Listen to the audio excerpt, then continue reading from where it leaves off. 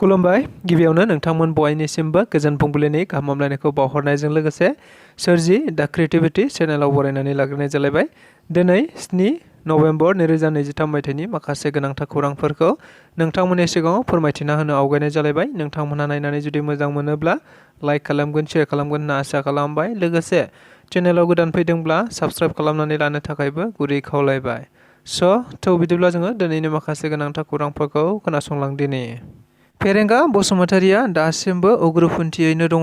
बिनि मावनाय दांनाय, बिनि साननाय हनाय आरो बिनि खोथा बाथ्राफोरा गासिबो उग्रपन्थिनि जोब। उग्रपन्थिखायनो उग्रपन्थि, बियो दासिमबो उग्रपन्थियैनो दङ।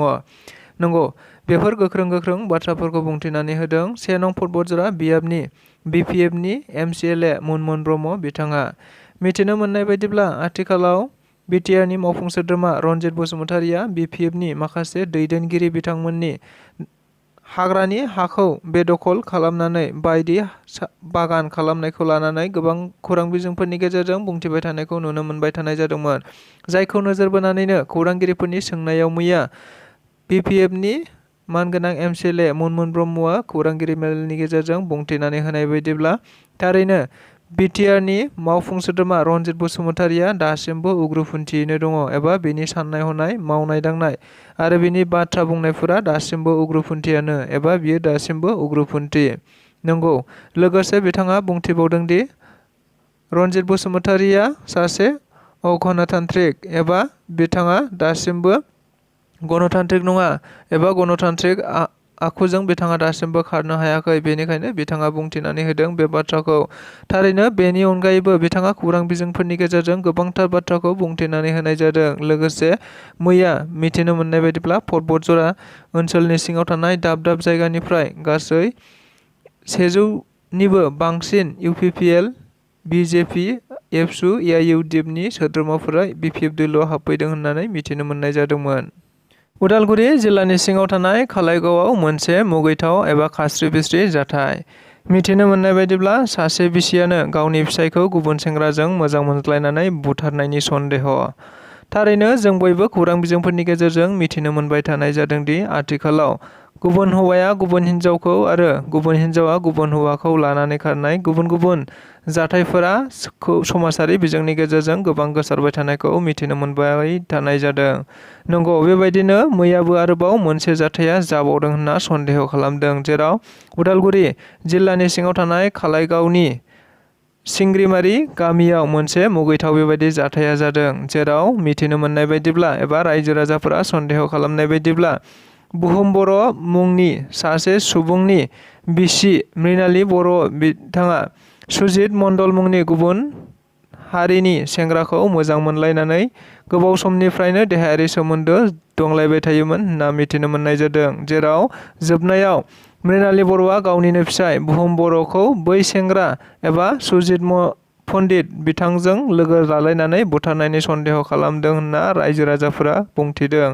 लोगोसे बे जाथायखौ लानानैनो रायजो राजाफोरा आथिखालाव बे जाथायनि सायाव थार बिजिरनाय मोननो थाखाय खालाइगाव पुलिस थानायावबो मोनसे एजाहार होनाय जाबाय होनना मिथिदों। लोगोसे खालाइगाव पुलिस थानानि पुलिस बिबानगिरिफोरा आथिखालाव सुजित पण्डित मुंनि सासे सेंग्राखौ बिथांमोना गावसिनि जिम्मायाव लानानै सोंनाय फिननाय हाबाफारिया सोलिगासिनो दं होनना मिथिनो मोननाय जादों। देग्लाय 2024 मायथाइयाव जानो गोनां MP बिसायख'थियाव क'क्राझार बियाबा थारैनो UPPL, BJP आरो AGPनि दोलोआव मोनसे मित्र ज'ट जादों। बे मित्र ज'टानो थारैनो दखल खालामनो हाथारगोन बाथ्राखौ बुंथिनानै होदों जयन्त मल्ल बर' बिथाङा। मिथिनो मोननाय बायदिब्ला आथिखालाव BJP सरकारजों दैदेनजानाय गुबुन MLA मन्थ्रि बिथांमोनहा आथिखालाव 2024 मायथाइयाव जानो गोनां MP बिसायख'थिखौ नोजोर बोनानै गुबुन समाव बायदि हाबाफारि लानानै BTRजों लोगोसे गुबुन बियाबाव दावबायबाय थानायखौ नुनो मोननाय जादों। लोगोसे बिथांमोनहा बेबायदि हाबाफारि लानायनि गेजेरजों सुबुंफोरनि दोहौखौ नायबाय थानायखौ मिथिनो मोननाय जादों। लोगोसे बेबायदिनो मैयाबो जयन्त मल्ल बरुवा बिथाङा क'क्राझाराव दावबायफैनानै बिथाङा खौरांगिरिफोरनि गेजेराव बुंथिनानै होनाय बायदिब्ला फैबाय थानाय 2024 मायथाइयाव जानो गोनां MP बिसायख'थियाव थारैनो क'क्राझार लकसभा बियाबाव UPPL, BJP आरो AGPजों जयनिं मोनसे सरकार सालायबाय थादों आरो बे सरकार सालायबाय थानाय बिथांमोननिनो बियो जागोन होननानै बुंथिनानै होनायखौ नुनो मोननाय जादों। लोगोसे बिथाङा आथिखालाव क'क्राझार लकसभा बियाबाव इउपिपिएल एबा बिजेपि सोर गेलेगोन बेखौ रोखायै बुंथिनानै होआखैब्लाबो थारैनो क'क्राझार आरो उदालगुरि मोननै बियाब दङ जेराव बिथांमोनहा बबेबा मोनसेया इउपिपिएल आरो बबेबा मोनसेया बिजेपिनि थागोन होननानैबो बिथाङा रोखायै बुंथिनानै होदों।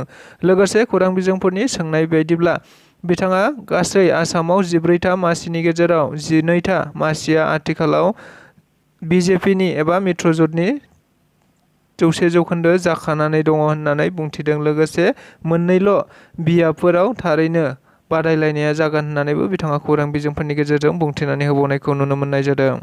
थारैनो सान्थिया मा बेखौ बिसोरो बुजिया, ओंखायनो दासिमबो असान्थि होननानै बुंबाय थायो।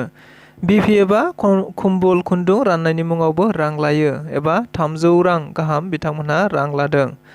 नंगौ, बेफोरबायदि बाथ्राखौ बुंथिनानै होदों जिंगाबिल एरियानि सासे लाइमोन बिथाङा। मिथिनो मोननाय बायदिब्ला आथिखालाव उदालगुरि जिल्लानि सिङाव थानाय जिंगाबिल होननाय ओनसोलाव गोबां बायदि थासारिफोरखौ लानानै आथिखालाव खौरां बिजोंफोरनि गेजेरजों गावजों गावनि गेजेराव दान्थे बिदान्थे बाथ्रा सावरायलायबाय थानायखौ नुनो मोननाय जादों। गुबुन फारसेथिं बिपिएफनि दैदेनगिरि एबा माखासे बिपिएफ अनसायगिरि रायजो राजाफोरा बुंथिनानै होनाय बायदिब्ला आथिखालाव बिपिएफ सरखार गैयैखायनो असान्थि एबा सान्थि गैया। कम्बल खुन्दुं राननानैबो आथिखालाव मोनलिया, फिसा फिसौ बुस्थुखौबो आथिखालाव मोननो थांलिया बायदि अजद होनायखौ मिथिनो मोननाय जादों। गुबुन फारसेथिं बेबायदियैनो इउपिपिएलखौ मोजां मोनग्रा एबा अनसायगिरि बिथांमोनहा बुंथिफिननाय बायदिब्ला बिसोरो गोजोनखौ बुजिया, ओंखायनो बिसोरो दासिमबो गोजोनखौ गैया होननानै बुंदों।